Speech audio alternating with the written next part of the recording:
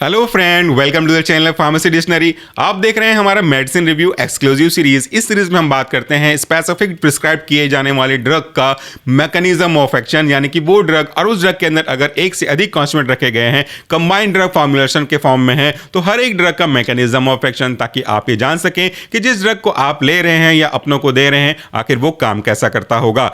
आज की डेट में कई तरह के चैनल ऐसे अवेलेबल हैं जो कि आपको इस तरह के मेडिसिन की जानकारी दे रहे हैं, बट मेरा एक रिक्वेस्ट है कि कृपया आप उन्हीं व्यक्तियों के ऊपर भरोसा करें जिसके पास इस तरह का नॉलेज है। मैं एक रजिस्टर्ड फार्मासिस्ट हूं और मेरे पास 11 साल का टीचिंग एक्सपीरियंस है, पर कभी भी हम अपने चैनल पे ड्रग का डोज डिस्क्लोज नहीं करते जब तक कि खुद उस कंटेनर में ड्रग का डोज लिखा हुआ ना हो तब तक। आखिर ऐसा क्यों नहीं करना चाहिए? जब कभी भी आप ड्रग का डोज डिस्क्लोज करते हो तो सामने वाला व्यक्ति कई तरह के हो सकते हैं, 1000 लोग वीडियो को देख सकते हैं, सबकी अलग अलग कंडीशन होगी, तो सब एक जैसा ही डोज फॉलो करने लगेंगे।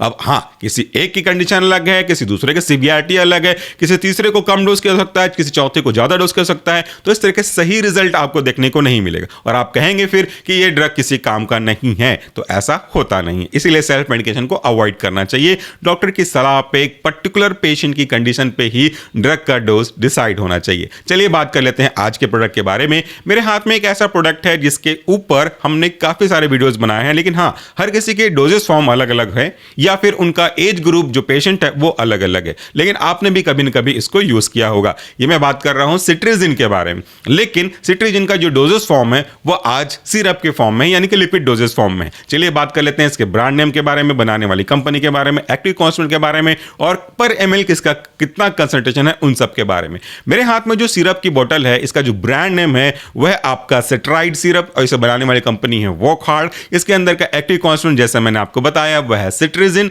और वो भी इंडियन फार्माकोपिया के गाइडलाइन के अकॉर्डिंग। जब कभी भी कोई भी टैबलेट, कैप्सूल, इंजेक्शन, ऑइंटमेंट कुछ भी आप देखते हो तो हर एक ड्रग के आगे कुछ लिखा हुआ होता है। जैसे यहीं पे मैंने बताया सिट्रिजिन आईपी, तो ये आईपी क्या है, बीपी क्या है, यूएसपी क्या है? ये आईपी, बीपी, यूएसपी एक फार्माकोपिया का एब्रीवेशन है जो कि ये बताता है कि जिस भी कंपनी ने इसको बनाया हो, डजंट मैटर कहां बना रही हो, लेकिन उसको बनाने के लिए जो प्रोटोकॉल फॉलो किया गया होगा वो स्पेसिफिक कंट्री के द्वारा प्रिस्क्राइब किया हो, उसी को वो फॉलो करके बनाएंगे। यहाँ पे अगर आईपी लिखा है तो बनाने वाली कंपनी भले ये कहीं फॉरेन में बन रही हो, लेकिन पूरी गाइडलाइन फॉलो करेगी इंडियन गवर्नमेंट के बनाए के द्वारा। और अगर इसे कोई इंडियन कंपनी बना रही है, चलिए मान लेते हैं मुंबई में बना रही है, तो भी इसको अगर बीएसपी है या बीपी है सॉरी, तो ये ब्रिटिश फार्माकोपिया के द्वारा दिए गए गाइडलाइन को ही फॉलो करेगा। तो ये होता है उसका बेसिक मतलब। चलिए बात करते हैं कि ये जो आपका सिस्टम है ये कैसे कैसे रिस्पॉन्ड करता है इस पर्टिकुलर ड्रग के रिस्पेक्ट में, और आखिर इसको दिए कैसे जाते हैं, कब दिया जाना चाहिए। जब कभी भी आप या आपकी कोई भी चूंकि ये ड्रग का डोजेस फॉर्म सिरप है और स्पेसिफिकली इसमें फ्लेवरिंग एजेंट मिलाए गए हैं और ये पीडियाट्रिक के लिए, तो उन्हीं के रेस्पेक्ट में बात करो। हालांकि ड्रग का मैकेनिज्म ऑफ एक्शन सबके लिए एक जैसा ही होगा। अब यहां पे बात करते हैं कि आखिर प्रॉब्लम कब होती है।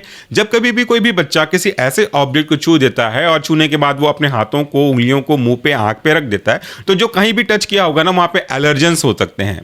माइक्रोऑर्गेनिज्म के कुछ डेड पार्ट, इवन माइक्रोऑर्गेनिज्म भी हो सकते हैं, तो वो आपकी बॉडी में एंटर कर सकते हैं। धूल के कण भी एलर्जन का रिस्पॉन्सिबिलिटी पूरा कर सकते हैं। फूलों के जो पराग उड़ते हैं वो भी कर सकते हैं। जानवरों के उड़ते हुए फर, बाल भी वो कर सकते हैं। डस्ट जो भी बिस्तर में रखे हुए होंगे, आसपास सस्पेंडेड होंगे, वो भी कर सकते हैं। तो ऐसा कोई स्पेसिफिक एग्जांपल नहीं है। Anything which can stimulate the activity of allergy is simply known as allergen. तो जब कभी ये एलर्जन आपकी बॉडी या आपके बच्चे की बॉडी में आते हैं तो फिर एलर्जिक रिस्पॉन्स दिखना शुरू हो जाता है। ये एलर्जिक रिस्पॉन्स तरह तरह के होते हैं। मुख्य रूप से आंख से पानी टपकना, नाक से पानी टपकना, नाक का लाल हो जाना, आंख का भी लाल हो जाना, आपके स्किन में खुजली होने लगना, म्यूकस बनने लगना, कफ बलगम बनने लगना, इस तरह के अलग अलग सिम्टम आपको देखने को मिल सकते हैं। छींक आना, ये काफी कॉमन सिम्टम्स हैं। तो ये है एलर्जिक के बेसिक पहचान। अब ये होता क्यों है ये भी समझिए। जब कभी भी आप नॉर्मल हैं, चलो सपोज कि मुझे कोई प्रॉब्लम नहीं है, तो आपके मास्ट सेल के अंदर जो हिस्टामिन है वो इंटैक्ट पोजीशन पे होगा, क्लोज पोजीशन पे होगा। जब कभी भी एलर्जन आएगा अंदर आने के बाद उनके पास एक बाइंडिंग साइट होता है मास्ट सेल के ऊपर, जिसे हम एपिटोप बोलते हैं। उस पे जैसे ही एलर्जन बाइंड होगा, मास्ट सेल जो है वो अनस्टेबलाइज हो जाएगा और वो अपने अंदर से हिस्टामिन को रिलीज करेगा। ये हिस्टामिन इन्फ्लामेटरी मीडिएटर्स है या कह सकते हैं एलर्जिक केमिकल्स है। तो वो रिलीज होने के बाद मूव करेगा और अपने रेस्पेक्टिव जगह पे जो उसके रेस्पेक्टिव रिसेप्टर होंगे, H1 रिसेप्टर होगा, उस पर जाकर के बाइंड हो जाएगा। जब कभी भी आपका हिस्टामिन रेस्पेक्टिव रिसेप्टर पे बाइंड होगा तो इनके बीच का जो कॉम्प्लेक्स है वो पूरा होगा, और कॉम्प्लेक्स के पूरा होते ही एलर्जिक रिस्पॉन्स आपको देखने को मिलेंगे, जैसा कि मैंने ऊपर आपको कोट किया था। तो ये एलर्जिक रिस्पॉन्स कई तरीके से प्रॉब्लमेटिक हो सकते हैं, खुजली, इचिंग, पेट में दर्द, छींक, रिनोरिया, आंख का लाल होना, अर्टिकारिया, कफ का गाढ़ा हो जाना, ये प्रॉब्लम है। तो इन सारे प्रॉब्लम को सप्रेस करने के लिए आपको जरूरत पड़ेगी एंटीहिस्टामिनिक ड्रग की, और एंटीहिस्टामिनिक ड्रग का नाम जैसा नाम है वैसा काम है, एंटीहिस्टामिनिक। जिसकी वजह से प्रॉब्लम हुई वो था हिस्टामिन, तो उसको प्रॉब्लम को सॉल्व करना है, तो प्रॉब्लम के एजेंट को यानी कि हिस्टामिन को सॉल्व करने के लिए हटाना पड़ेगा, और यही है आपका एंटीहिस्टामिनिक ड्रग।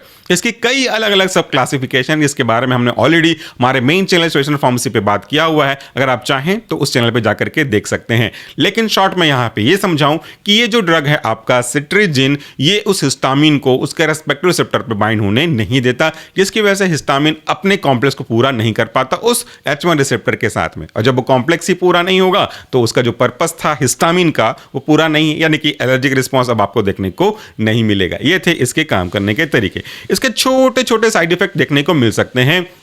ये ऑल्दो सेकंड जनरेशन का है, लेकिन जो एंटीहिस्टामिनिक ड्रग है उनके साथ एक छोटी सी प्रॉपर्टी है कि वो सेडेशन कॉज करते हैं। अगर ये फर्स्ट जनरेशन का होता तो डेफिनेटली काफी ज्यादा मात्रा में सेडेशन कॉज करता, ऑल्दो सेकंड जनरेशन होने के कारण से थोड़ा सा कम है, बट साइकोलॉजिकली ये अभी भी नींद कॉज कर सकता है। इसलिए इस तरह के एंटीहिस्टामिनिक ड्रग लेने के बाद सजेशन यही रहता है, कई बार लिखा भी हुआ होता है कि आप कोई भी हैवी वर्क ना करें, मोटरसाइकिल ड्राइव ना करें, हैवी मोटर व्हीकल ड्राइव ना करें, या किसी इंडस्ट्रीज में काम ना करें, क्योंकि सेडेशन आएगा, नींद आएगा, तो हो सकता है आप फॉल डाउन कर जाएं, इससे आपको प्रॉब्लम हो सके।